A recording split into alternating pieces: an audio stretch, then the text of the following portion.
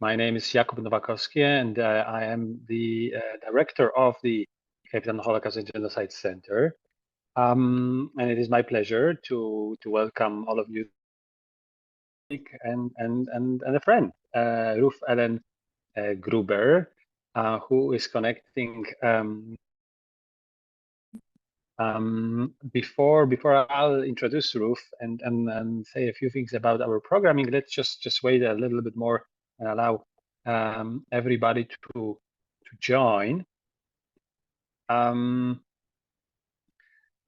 program today we will look at the Eastern Central Europe to see what was the starting point in the 1980s, late 80s, early 1990s, and what has changed.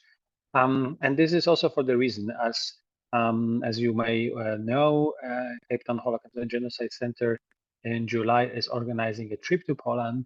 So if you haven't heard about that, please reach out because it will be an opportunity for everybody to go and see a part of that landscape that Ruth will describe to us today on your own eyes. So yes, Eastern Europe is a peculiar place because I think unlike many other places, it shows a number of things at the same time. It shows the fact that the Jews been there in that particular part of the world for centuries, for generations, and they left significant heritage, tangible heritage, whether these are synagogues, cemeteries, or other traces of their existence.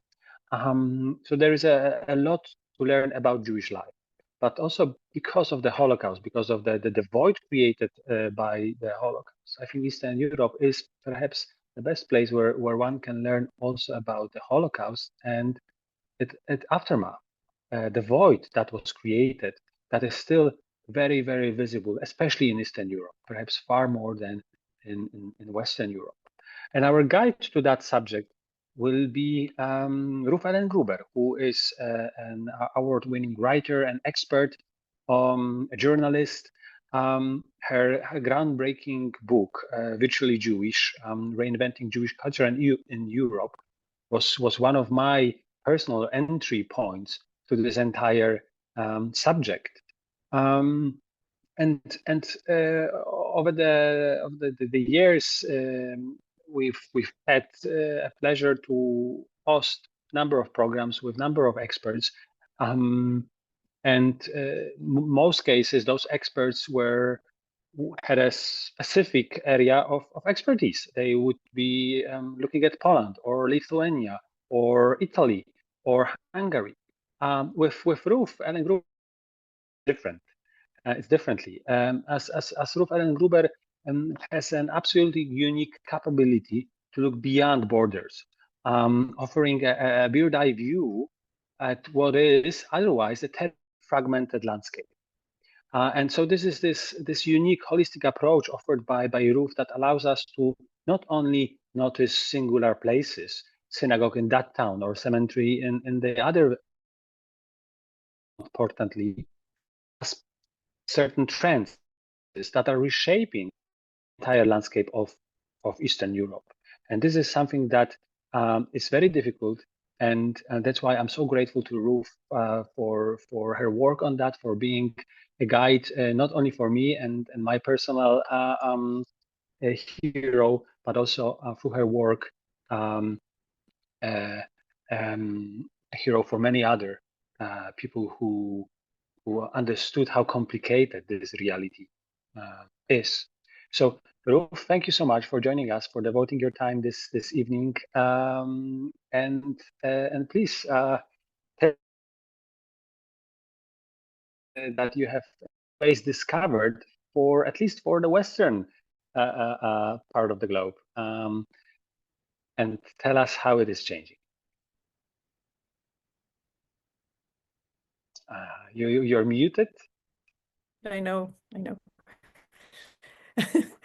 I was muted so I could hear you without any, distractions like the dog barking or something like this. Anyway, thank you for that introduction, which made me feel very humble. Uh, yes, I tend to look at overviews, and what I want to do tonight is besides, expressing my pleasure about being here and thank you for inviting me, is to give sort of a not very looking back, looking at today, maybe look, and then we can look forward a bit in our conversation. And then maybe some people who are listening and watching may want to join in, because I don't believe in, dialogue. I believe in multi-log. I think talking with a lot of people is a good thing. But I've prepared, a PowerPoint that will take us to some of these places and give sort of an introduction about what I've been doing over the past, 35 years since I was young. Anyway, let me share my screen, and we know that it works. Share. Can you see it okay? Yes, yes, always good. Okay. So let me just get rid of this. Whoops. Is it still sharing? No. Yes, always good. We see that slide. Is it still sharing? Because I don't see it It now. is. Just a minute. All right. I don't see it. So why don't I?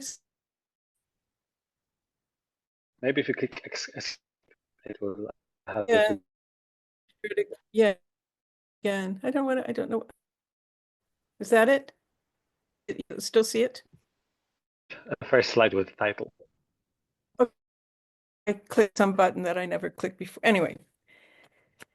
Okay, so changing landscape of Jewish heritage in Eastern Europe. This cover picture shows a place that I've been to many times. Once the first time on the left, and the second time is a few years ago. It's the synagogue in Boskovica, a small town in the Czech Republic, north of Brno.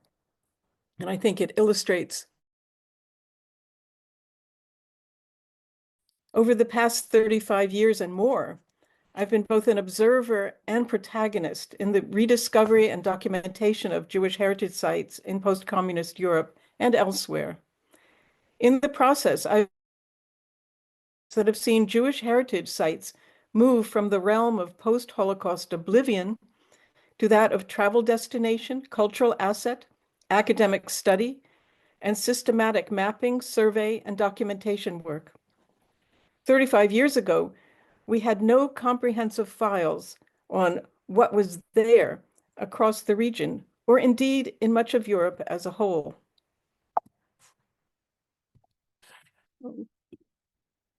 Is it moving? Yes.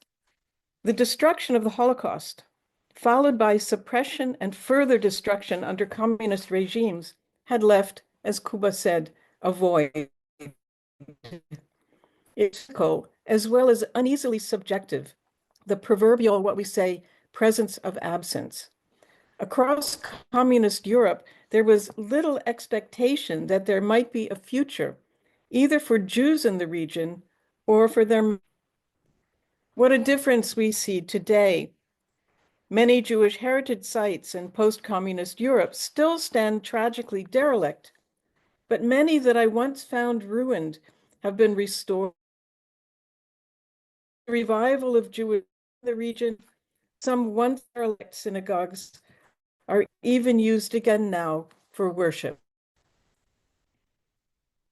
There are massive scholarship and architecture workshops, seminars, conferences, training courses, field sessions, and Jewish studies programs, multi-million euro prestige restoration projects, and volunteer and grassroots initiatives, myriad Jewish heritage-themed books and other publications, vast digital resources, including digital reconstructions of destroyed synagogues, databases, websites, and social media.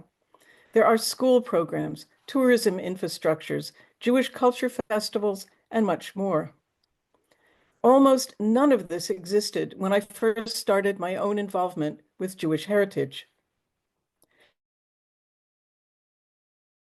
5 years ago. At Hanukkah 78, when I traveled for nearly a week around Romania with the then chief rabbi, visiting synagogues and their remnant congregations in nearly a score of towns and cities over the country. At the time, I was a journalist, a foreign correspondent based in Belgrade for the American news agency UPI, and Romania was part of my beat. It was deep in the dark Ceausescu era, and as a journalist accredited in Bucharest, I was one of the few Westerners to be able to make such a trip at the time. My brother Sam had recently graduated from university and came with me. Here are just a few scenes. Lower left, lower right corner with his bishop's-like hat. And there's the synagogue in Galatz above that. One of the synagogues in Dorohoi at the top left, and me and Rabbi Rosen at one of these tables for one of the dinners. In 6 days traveling with Rabbi Rosen, we visited, if I recall correctly, 19 Jewish communities and their synagogues, from majestic ornate temples in Transylvania to small town synagogues from in the north that were freezing cold but alive with painted decoration. I had never seen or even imagined anything like them, and I realized that their very existence was unknown to the outside world, as was their very survival. For Sam and me, one of the highlights was finding in the Jewish cemetery of Radautz, far north of Rome, the grave of our great-grandmother, Ethel Gruber, who survived the war in a labor camp in Transnistria and for whom I received my middle name, Ellen. Little did Sam or I anticipate that trip would be the first of many Jewish heritage road trips we take together. The latest past summer in Romania. And here we are, many, many years, 47 years later, 46 years later, visiting that same grave of our great-grandmother. Sam and I didn't imagine either that it would be a seminal professional experience that changed both of our lives.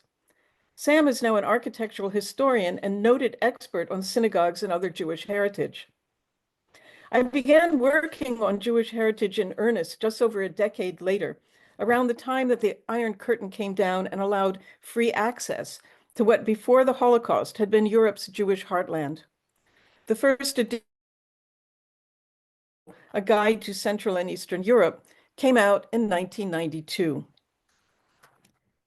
Back then, there was little awareness that from a very few centers such as Prague, Jewish heritage sites existed to be visited in the countries that I covered.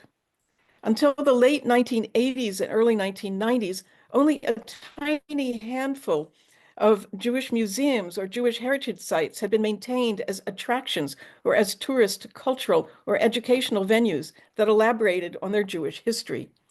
Here are just some of the very, very few Jewish museums that existed in the communist period. After the Holocaust, Jewish heritage and history had been virtually taboo topics in much of communist Europe. Jewish heritage and synagogues were all ruined, to warehouses, to dwellings, to shops, to sports halls, and more, including, as you can see in this picture, in the lower left-hand corner, a laundry. This is in Prague. These synagogues are some that pictures are all more or less from the early 1990s. This one, top left, is from Lučenec.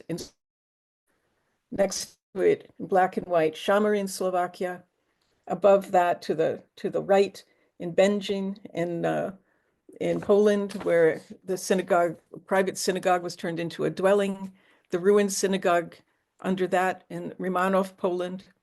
Down at the bottom, a fencing hall in the synagogue, a big synagogue in Budapest.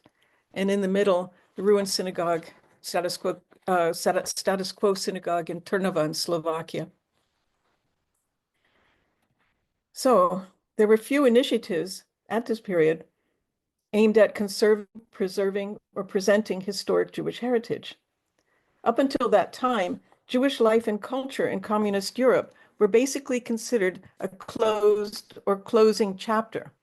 These are some of the books that came out in English that sort of emphasize that. Last Jews of Radus, Polish Jews, the final chapter.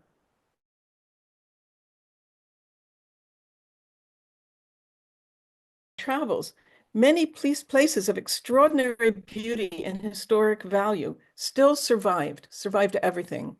These are just a very few. Botoșani, the Ark, the synagogue in Botoșani, Romania, Prešov, this gorgeous synagogue in Prešov in Slovakia, and in Tikocin in Poland. Meanwhile, Jewish cemeteries lay overgrown and abandoned, but still they exhibited fantastic carvings that were masterpieces of the stonemason's art. Here's just a very quick look at some of these incredible carvings. They're all labeled with the names so you can see them, but I just love them. And they say so much. We think of Jews as people of the book, but they were also people of art.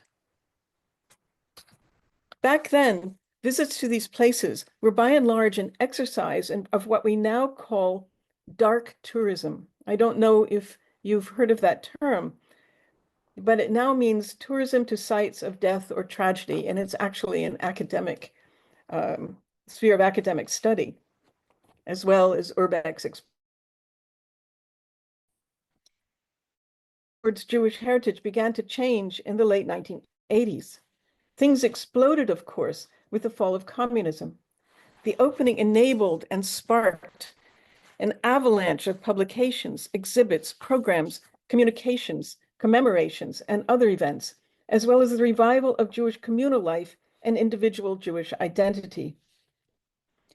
This is from Prague in 1992, one of the many things that were going on even that early. The recovery of Jewish heritage sites and memory was one of the ways, as it was said, to, quote, fill in the blank spaces, unquote, left by communist policy and ideology. This so-called Jewish archaeology was a component, even a symbol of the new democracies and civil society. Tourism was part of the post-communist mix, and it was against this tumultuous but uncharted background that I took up my own Jewish heritage quest. All of this was evident in my first major article about Jewish-built heritage. It was a travel piece in the New York Times in 1990, and it was a total exercise in dark tourism. There's no time to read this here, but it's full of these, places where ghosts walk and memories flicker, and visiting them, though, is an act of homage as well as discovery, because that's how I felt. It was later in 1990 that my brother Sam, who by then had become the founding director of the Jewish Heritage Council of the World Monuments Fund, organized the very first international conference on Jewish monuments in Europe, which was held in New York in November 1990. It was the first international conference held specifically to address the issues inherent in the preservation of historic Jewish sites. And it made an unprecedented public international statement that Jewish monuments were part of global world heritage, global world cultural heritage. The meeting drew some 200 participants from 15 countries. Among them were several independent researchers from former communist states who had worked in isolation under communism. There were many follow-ups, of course, after this, and they're still going on. The first major international follow-up conference took place in Paris in 1999. It was sponsored by the French government and already showed a much different Jewish heritage landscape from 1990, with an awakened acknowledgement of Jewish-built heritage and wide array of projects, active institutions, and funding sources. This meeting came up with a set of recommendations One of these recommendations, which I've circled, directs the establishment of the European Day of Jewish Culture, an annual event that takes place all over Europe, stronger than ever. Now has the patron from United. It's loosely coordinated by an organization called the European Association for the Preservation and Promotion of Jewish Culture and Heritage. And the AEPJ, as it's more commonly known, also coordinates the Jewish heritage, Europe, culture, span. When I started to seek out and write about Jewish mentors, individual researchers in several countries who had taken it upon themselves during this era to go out in the field with packs and old maps to seek out and document these places, sometimes running into trouble from the communist authorities. Early worked in isolation, as I said. In a way, activities had formed regimes that had suppressed Jewish history and knowledge of it. When I stood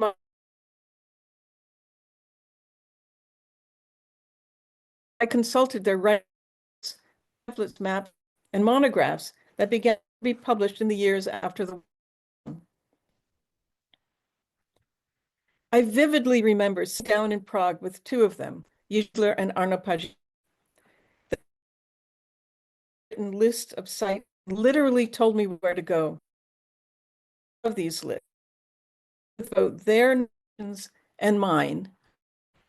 Here's a couple pages from, plus a couple pages from the notebook to take notes on telling me with the stars and the notifications and the little comments. And there's Yuji and Arno in the little picture. Even these recommendations, I often felt like an off the back explorer, climbing over crumbling wall growth to put long forgotten on the map. I don't recall travel being difficult, but easy. Term. I had a car, for example, that took unleaded around Poland in 90. I obtained from a list of petrol stations in the country where I could. Somehow I still have that list for a petrol station, all of Poland, and my itinerary. There was GPS or Google Maps to help find one's way back then. In fact, there was no Google anything. Paper maps with my planned routes. And entering a town or village, that the best way to find the Jewish cemetery was often to ask an elderly who might have some encountered did not know what the synagogue meant. I've dwelt a lot here on the past about how things were at a time when, as one of the expressions would put it, discovering the Jewish past was like exploring Atlantis, recognizing, remembering, and resurrecting a continent that had vanished virtually overnight. But I think it's worth remembering this period when we talk about changing landscapes, particularly from the viewpoint of today, when so much is going on in so many different ways. It can be difficult to remember and to recognize how new things felt back then, how, dare I say, revolutionary it was. After all, for someone of student age today, 1990 can seem like ancient history. The changes have been dramatic regarding infrastructure, information sources, agencies of display, ownership, communications, and other practicalities. One experience that drove this home to me came on a trip to Ukraine already back in 2008. I was with two colleagues, Sergei Kravtsov and Barbara Kirschenblatt-Gimlet.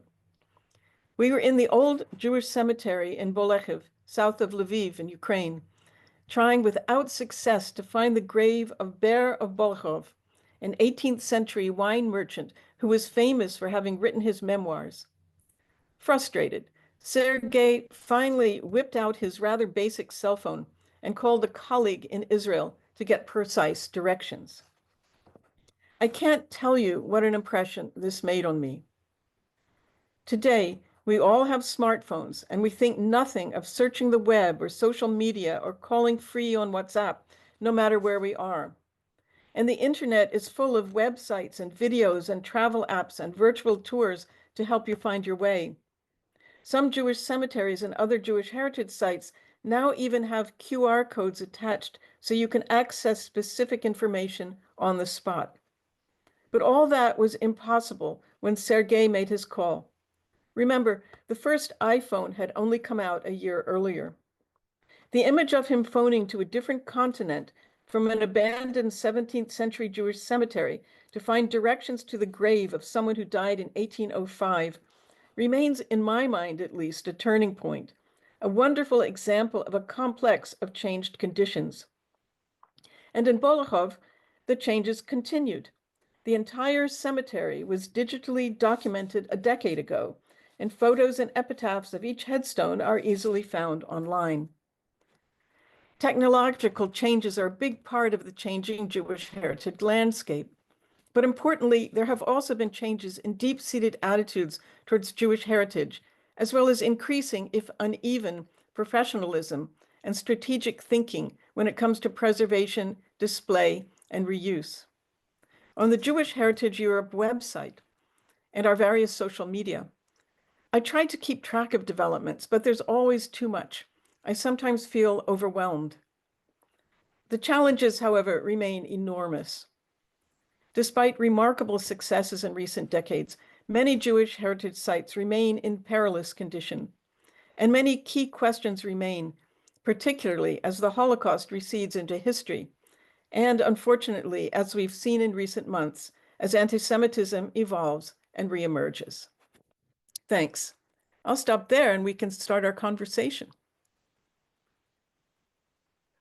Thank you, Ruth. Again, I think it's absolutely amazing that you can offer us this overview not only through the space but also through the time, as you are coming back to the same places often for some time. I mean, that's 35 years since your first visit. It was a different space. So yes, I mean, perhaps there are questions from the audience, but before that, I'm kind of thinking about the challenges and certain tensions that may or may not be visible with this revival of Jewish culture that we are witnessing, at least in some of those places. Are there what are the challenges in preserving Jewish heritage in terms of navigating between the needs of the Jewish communities that exist and or the Jews that are living outside of the country and for whom this is part of their heritage, distance heritage, and finally non-Jews that lives in those places. Yeah, I think one of the the challenge is there's many sites. There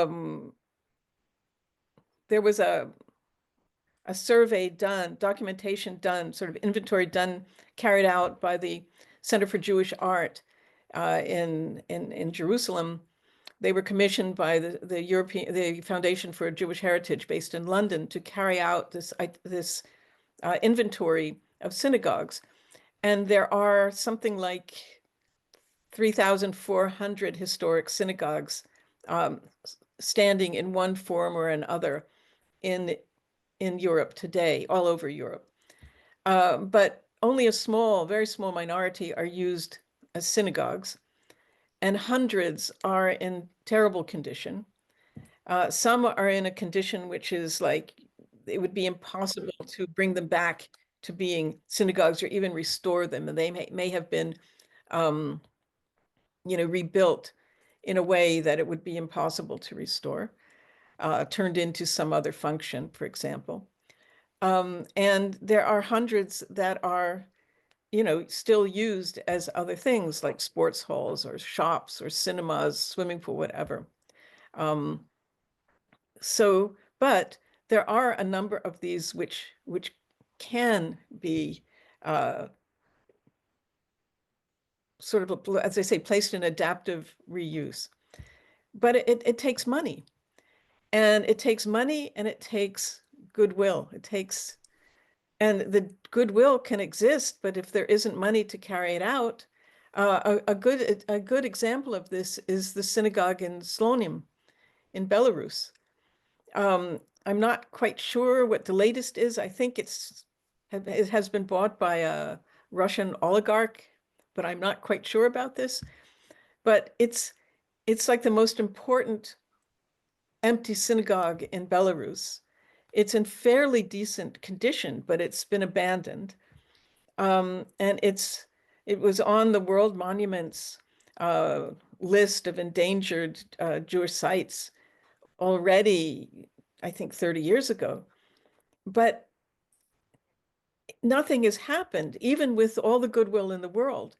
A few years ago, a Belarusian writer bought it, thinking that she would be able to restore it and make a cultural summit. She bought it at auction for a small amount of money.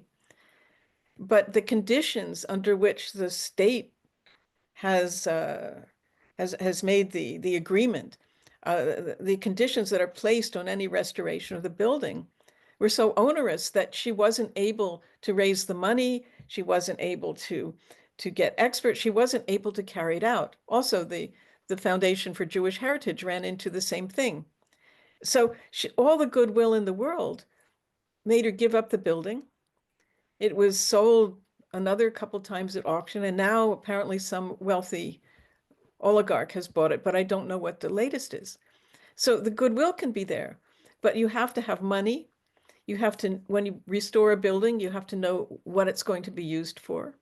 And when you restore a building or a cemetery, you have to do something to make sure it's going to be maintained. It has to be sustainable. If I can just, before your next question, I ran into this in Italy, at a Jewish cemetery in Italy that had been cleaned up. I mean, it's a town where almost no Jews live, and the cemetery had been beautifully cleaned up by the Rotary Club 20 years ago, and then by the town 7 or 8 years ago, and then nothing was done. And it's a complete jungle again. And if you don't have maintenance, if you don't sort of make sure that somebody will take care of it, whether it's school children, where it's volunteers, where it's the city, then it'll just go back to its old state. So these sort of these are some of the challenges. These are like practical challenges. Then there are many other challenges, like who's going to do it. There's still attitudes that don't really care for these places. What can they be used for? All of these things. There's a complex, but I think the basic money, what will it be used for? Goodwill and sustainability are major concerns when you deal with these things. And you mentioned about the usage.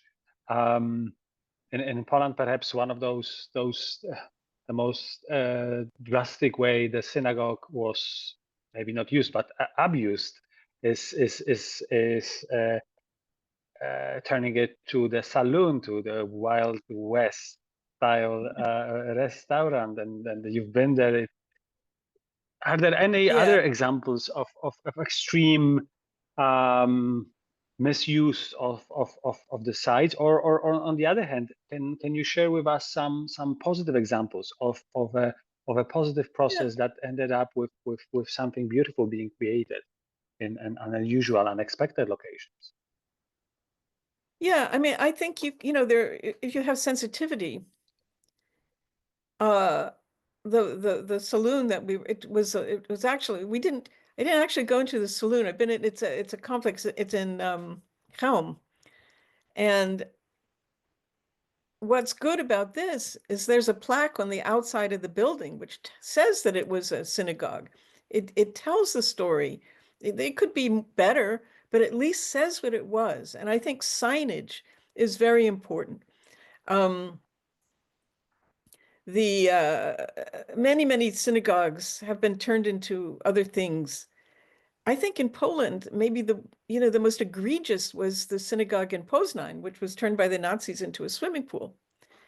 There's a synagogue in Austria in Hohenems that the post-Holocaust government in 1994-95 turned the synagogue, which survived the war, into a fire station.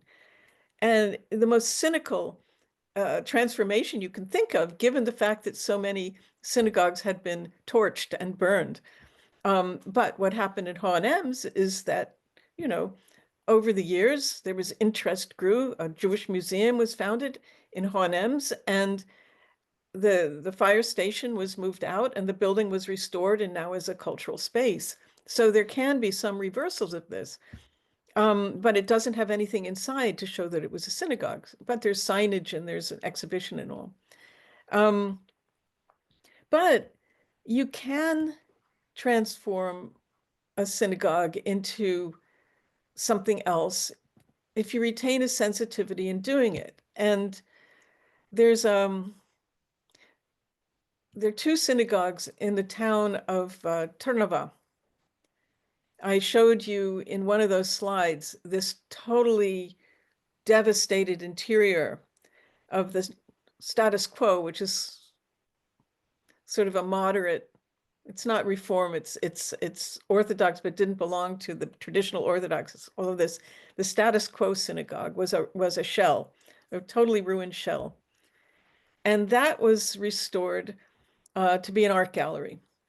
And that restoration, just like the restoration in Shamorin, was restored. The building was restored in such a way that showed evidence of the destruction that it went through. So I really liked the way this was done. It had a new function as an art gallery, but you could still see that it had gone through this trauma. It wasn't, pristine. It wasn't brought back to look like nothing had happened. You could see there's several synagogues that have been restored like this. And you and I have discussed the possibility of a synagogue in Czarny Dunajec in Poland to be restored in such a way that shows the trauma. Now, across the street from that synagogue, there's an Orthodox synagogue, and that was restored. First, it was restored. That was restored about in 2010, 2011. That was restored to be another art gallery across the street. The beautiful paintings, because were restored. It had not been a very devastated shell like the other synagogue, but the wall paintings and the ark were all restored in a beautiful way. But it was used as a contemporary art gallery, also photographic gallery, really. But that gallery went bankrupt, and this synagogue then became a cafe. It's called the Synagogue Cafe. And I think it's an example of how a synagogue can go through transformations.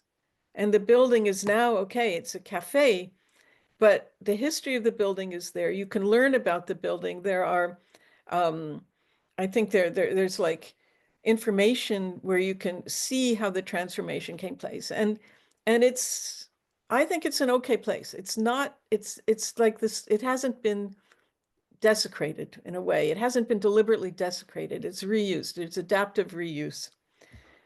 And so there are a couple examples like this. I mean, there are many synagogues that have been restored, to look even better than they looked before the Holocaust. There's one in a small town, Budyně, north of Prague, which when I saw it, you couldn't even tell in 1990. This is a town where they didn't even know what a synagogue meant, what the word meant. It was just some sort of warehouse. And it's been restored to pristine condition, which is probably better than it was, in 1939. And it's used now as a cultural space. It's beautiful. It's one of the most beautiful building in the town. So there are lots of initiatives to do many things with the buildings and and even ruins. Preserved ruins can be important. the synagogues in Jalshica in Poland and Nowy Korczyn in Poland were both abject ruins, but they've been conserved as ruins. So they serve as memorials as well as historic sites. So that also is a way that you can deal with the building. Yes, I fully agree that perhaps the biggest challenge in context of Eastern Europe, where the Jewish communities exist in most places only in major cities, um, is to restore those or approach those places uh, in a way that will allow to see glimpses of the glory of the building, but most of all of the community that created that building, whether a couple of 100 years ago or 100 years ago, but also precisely to not to overshadow the fact that in most cases this community is gone, not to plaster, not to cover up the trauma, as you say, of the history, and finding the balance between those two stories um, is perhaps the biggest challenge, or one of the biggest challenges. And there is a question from one of our participants, which is about UNESCO in terms of what is the attitude of UNESCO on proclaiming these buildings or some of these buildings as World Heritage Sites. Let me just dial to UNESCO. UNESCO recognizes several, until a few years ago, UNESCO had not listed almost any Jewish heritage site on its roster of World Heritage, and the roster of World Heritage. But there have been some moves now. I think the most important one, I guess, or the most specific one, let's say, spectacular one, is UNESCO has recognized what are known as the Schum cities along the Rhine in Germany, the medieval Jewish heritage in the towns of Worms, Speyer, and Mainz are called the Schum cities. And these have been recognized by UNESCO as being on the list, their roster of World Heritage. That's a few years ago. I think in Erfurt, the medieval Jewish heritage in Erfurt in Germany has also been recognized by UNESCO as being on World Heritage list. And then there are a few places, for example, Bardejov in Slovakia, where the entire center of the town, it's a beautiful town with a very, very beautiful, well-preserved old town, of which the Jewish section, they call it the Jewish suburbium, just sort of outside of the main old square. This has also been all placed on the World Heritage list. So the Jewish component is part of the center of the city. And this also, I believe, is in the town of Třebíč in Czech Republic, where the Jewish ghetto, the old ghetto, not World War II ghetto, but the historic ghetto area, which has 2 synagogues, a beautiful Jewish cemetery, a lot of old buildings. That's in the old town.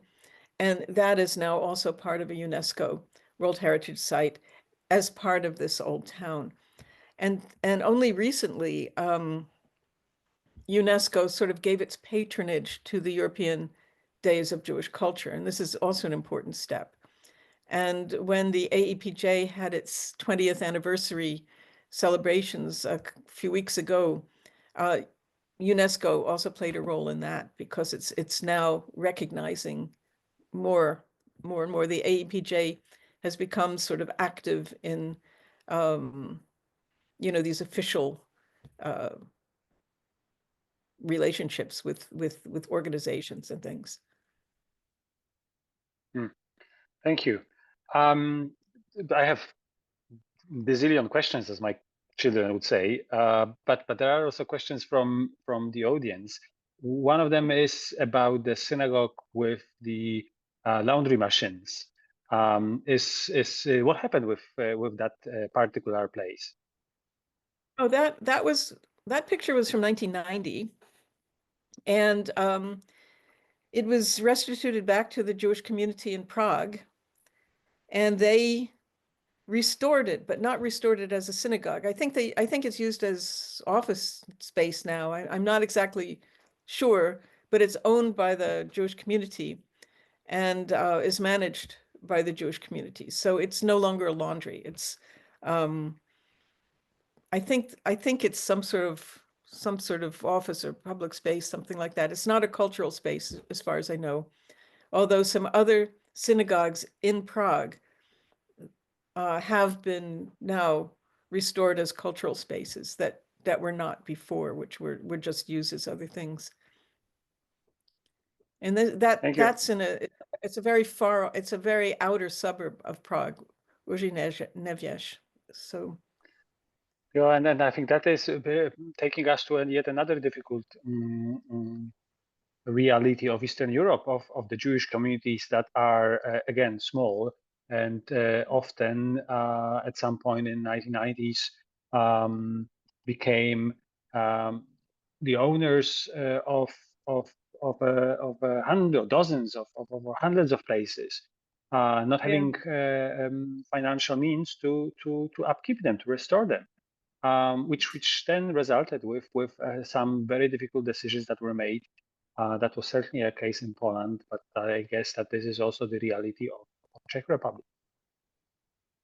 Well, the Czech Republic had a strategy from the early 90s. They formed I don't know if I would call it a company, but an outfit to manage their property. And the Czech Jewish community in Poland, there were thousands of properties were claimed for restitution.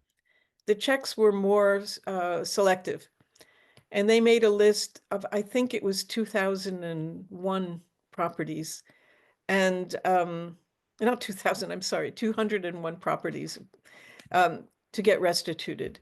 And they got the places back, and they worked with local communities on the local municipalities on the restorations of some others.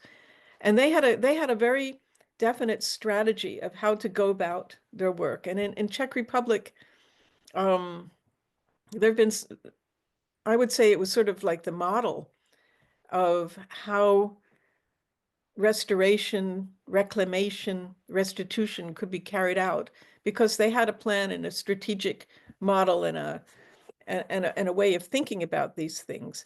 And they were able, for example, there were a lot of individual restoration projects. And then around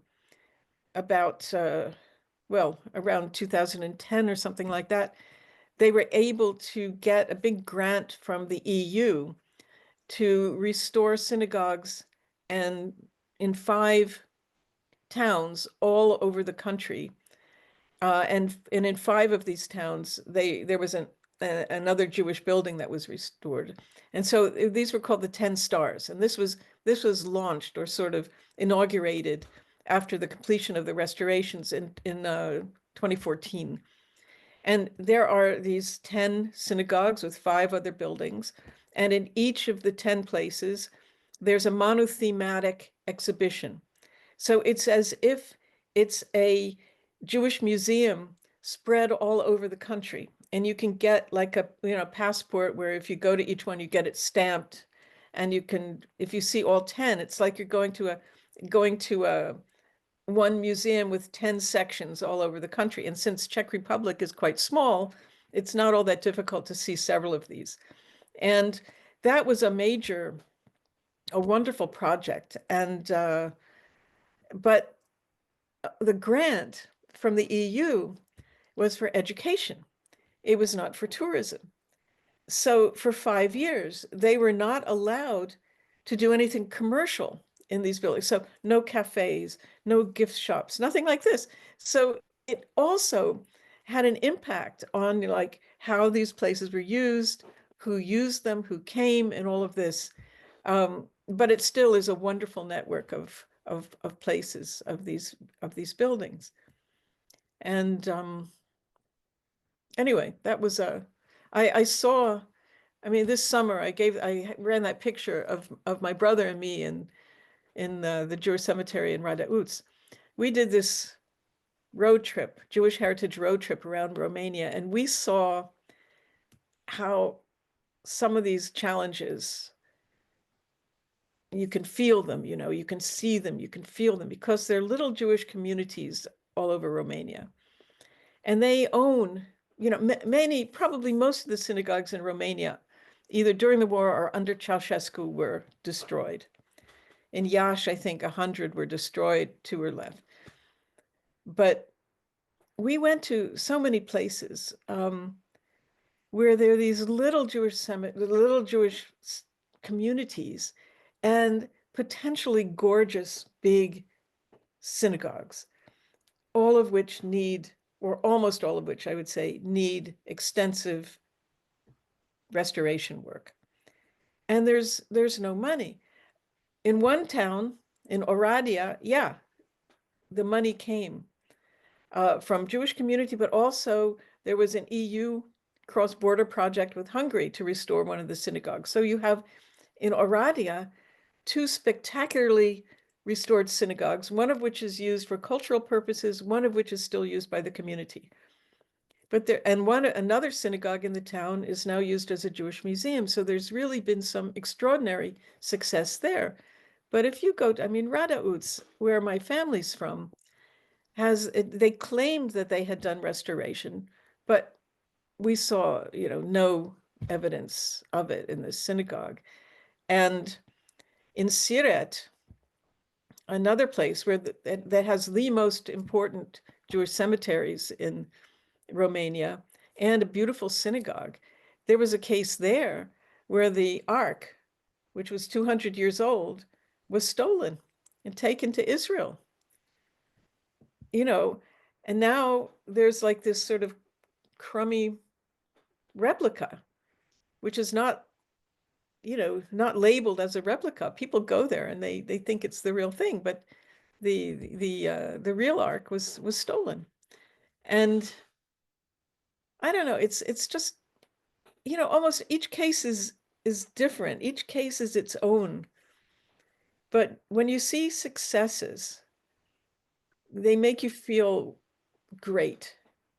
Alba Iulia is another town in Romania where there's been tremendous success in the Jewish heritage, also because of the attitude of the municipality. And when you see these places where people are struggling, you don't know what to do. Where's the money going to come from? That's money, I hate to put it that way, but you can't rebuild without financing, even Yes, if and I there's think it's. Please go ahead. Sorry. no, it's okay. No, I mean, just also what we've seen is that the money for rebuilding a place is only a start, because then, as you mentioned, it's also the running costs, which can be significant in terms of some of those buildings. So it's not only Yes. the money, whether from European Union or municipality, that will allow to restore the building to some sort of of usability, but then the idea for how to use that space in the way that it will allow to, in a sensitive way, present the story, but also, as you say, be self-sustainable. Then, I mean, there will be more questions, but let me just ask one of our guests and then one of mine. There is a Okay. specific question about Joniskis in Lithuania, the red and white synagogues. Can you Oh, yeah. say anything about that? Yeah, my knowledge of them is up to a point. I visited them, I guess, 2006. And after I visited them, one of them collapsed. The Red Synagogue collapsed. But then as far as I know, both of them have been rebuilt and are used for cultural use. Um, I haven't been there since, but I've seen the photographs. So as far as I know, both the red and the white have been restored and are used as cultural spaces. But I don't know the current specifics of what programs they have or what. But yeah, Thank it you. had dramatic pictures of this collapsed synagogue, one wall of it just. But no, that's been rebuilt. So The last question, perhaps, for this program is about the future. I mean, what's the future of the Jewish heritage in Europe, having in mind um, what is happening in that sense that on the one hand we see that in some places the Jewish life is slowly coming back. Poland may be one of those examples where at least in the major cities we see uh, slowly growing, vibrant-ish Jewish communities. Um, in other places across the same country, we will never see a Jewish communities coming back. And I think there were certain ways in 1990s, perhaps the discovery and of this Atlantis and excitement. But at the same time, in other parts, like in Ukraine, it was also the time of creation of the independent state, which meant erasure of any trace of the past that would not be the past of that country. And then also in Ukraine, we've seen another wave of rediscovering of this past, of finding the pride from the fact that we are living in a world that once was multicultural and multi-ethnic. So if you are to guess, uh, what is what is ahead? What is around the corner for us? Well, I mean, if I were to guess, I would say that some of these buildings are going to fall down and some of them are going to be saved. That's all I can say. And with the cemeteries, they're now, I think the cemeteries, there's something like what, 10,000 Jewish cemeteries in Europe. I mean, really thousands. Many of them completely abandoned.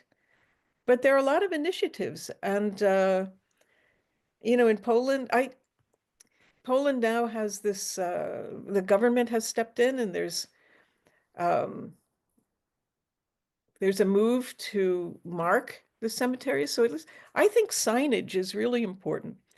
Um, Even if a building is turned into something else, some of these synagogues are still the biggest buildings in the town.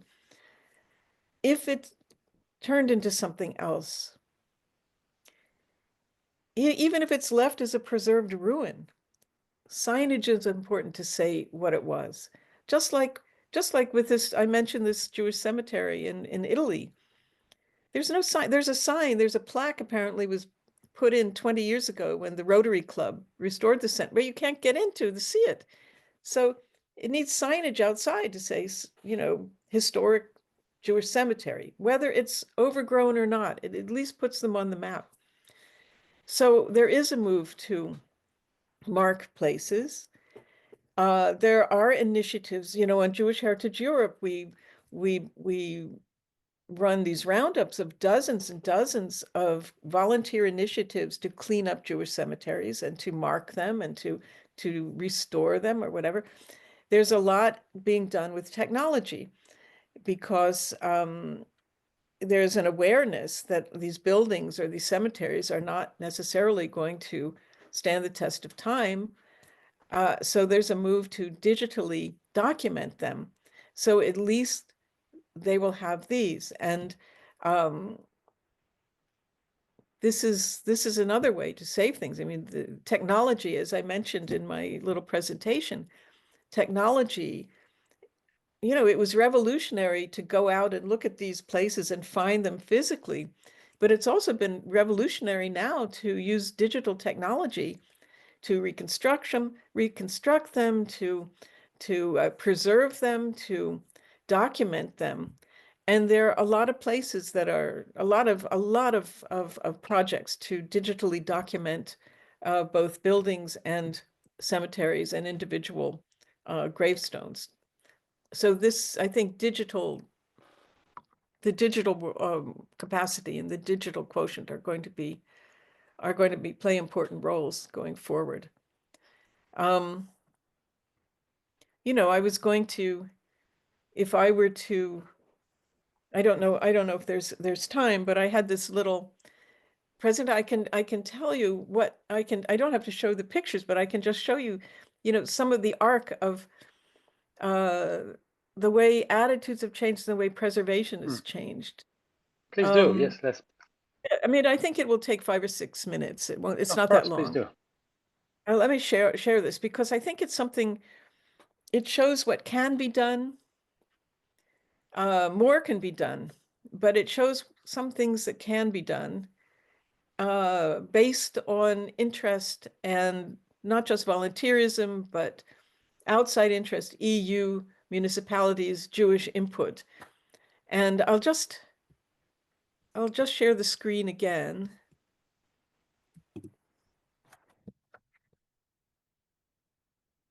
Yes, and I think it also on top of Wait. money and all the other things, it also requires trust in that sense that we need to Yes.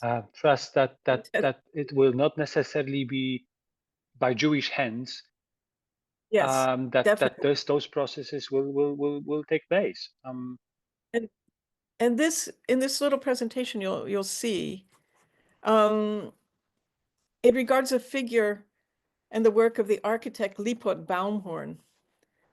He was the most prolific synagogue architect in Central Europe before World War II. He designed or remodeled nearly 25 synagogues between 1888 and his death in 1932.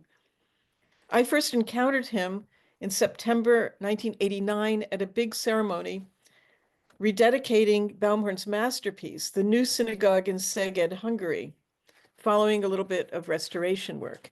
And these are pictures from that. After Szeged, I visited Baumhorn's last major synagogue, which was in Junjas.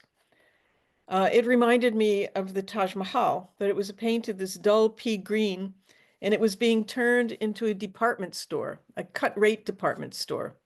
And that's Junjas in 1990. And this is Szeged, the exterior of Szeged, the masterpiece of Baumhorn.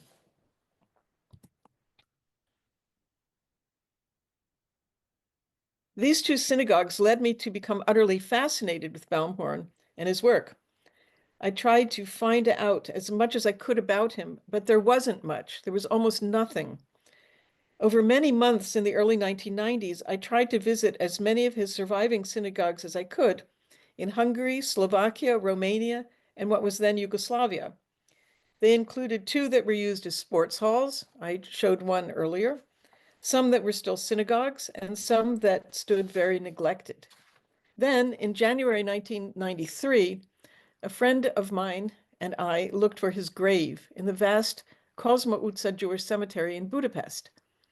After some mistaken directions by the cemetery custodian, we ended up at what looked like a very bushy tree, and that's what we found, that picture. And there's Baumhorn on the side. In what remains one of the most emotional experiences of my career, my friend and I used our fingers and our Swiss Army knives to rip away the vegetation and reveal the tombstone. It bore a list of 23 synagogues that Baumhorn designed or remodeled, as well as a carving of the great dome of the Szeged Synagogue and a poetic epitaph. That's what we cleared off. They were clearing it, and that's how it looked. You could still see the traces of the ivy that was on it. My essay detailing my search for Baumhorn, published in my 1994 book, Upon the Doorposts of thy house, was, I think, the first lengthy treatment of him and his work to appear in English. 5 years later, part of my essay was used as the introduction for the catalog of the first ever exhibition on Baumhorn that was mounted in Budapest in 1999. In an article I wrote about that exhibition, I commented on the changes in the decades since I had first encountered Baumhorn and his work. Their fate, I wrote, quote, can be seen as a metaphor for the modern Jewish experience in Hungary. Optimism, splendor, destruction, oblivion, and, since the fall of communism, rediscovery and revival. This assessment could extend to Jewish heritage as a whole in East Central Europe. Indeed, in the many, many years since I wrote that, what has gone on regarding Baumhorn has exemplified Jewish heritage in general. It has been a gradual and ongoing process of recognition, study, appreciation, restoration, and promotion, which is not yet complete. and not completely successful, far from it. But at least Baumhorn and his work are no longer forgotten footnotes. They are now the subject of academic study as well as cultural and touristic promotion. He was the topic of a recent PhD dissertation, for example, and books, articles, and exhibitions have focused on his work. In 2006, I was delighted to find an actual monument to Baumhorn himself standing outside his synagogue outside the synagogue he designed in Szolnok, Hungary, which is now used as a cultural venue. And in this little insert, I visited it again last summer, and it's still there, I was very happy to say. Some of the restorations of his synagogues have been literally transformative. His rundown synagogue on Pava Street in Budapest became part of the city's Holocaust Memorial Museum in 2004. And his grand synagogue in Lučanec, Slovakia, which was long a tragic ruin, was beautifully restored and reopened as a cultural center in 2016. There's before and after. His synagogue in Murska Sobota, Slovenia, meanwhile, which was torn down in the 1950s, has also been reconstructed in 3D digital form. It's one of those many projects like that I mentioned. To be sure, 2 of his synagogues remained used as sports halls, and despite announced restoration plans, the synagogue in Junjas stands empty and deteriorating in worse condition than when I saw it in 1989. The wonderful Fabric Synagogue in Timișoara, Romania also remains derelict, but by now it's on the World Monuments Fund watch list of global heritage at risk, and restoration work is due to start if it hasn't started already. In the past few years, Baumhorn and his work were a focus of the EU-funded Rediscover project, aimed at promoting Jewish heritage tourism in 9 small cities in 8 countries. His work was the focus of several exhibitions and publications. And here's just a sample of them. There's a smartphone app about the new synagogue in Szeged. There were several of these outdoor exhibitions. There's a beautiful book about the stained glass windows in Szeged. And I saw this exhibition, the one at the top right, an exhibition about Baumhorn. I saw it in Stockholm. So there's a lot of stuff went on. Then if we can circle back to his gravestone, this too has been restored. I have to say that this is a place where I make, I don't know, frequent, but regular pilgrimages to this gravestone. It's now a monument to a recognized noted personality and not the forgotten tombstone of a forgotten man.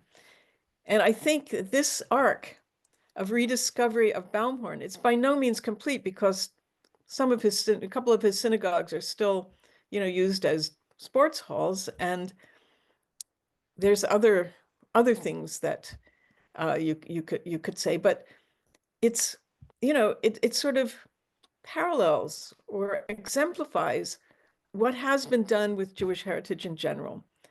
And it's taken somebody who was totally forgotten and totally obscure and just sort of brought him back.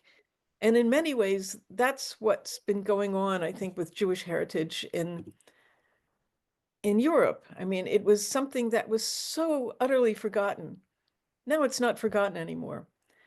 Even in countries where the Jewish heritage is in poor condition and where it may be impossible to do a whole lot more, there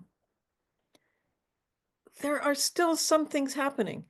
And there are still places that people recognize. I mean, it's a different world. And there are still now these digital worlds that we can also explore and create and visit. So I think, I think that in a way is about all I can say, because I don't, I can't predict the future, but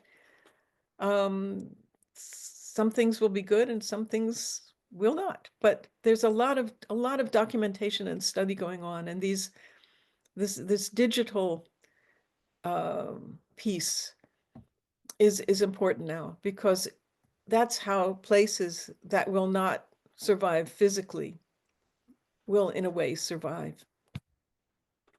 Thank you, Ruth. And I think for all of us, it's hard to follow up and have a sense of the scope of the activity and the number of projects that are happening across all of Europe, all of the Jewish heritage Europe.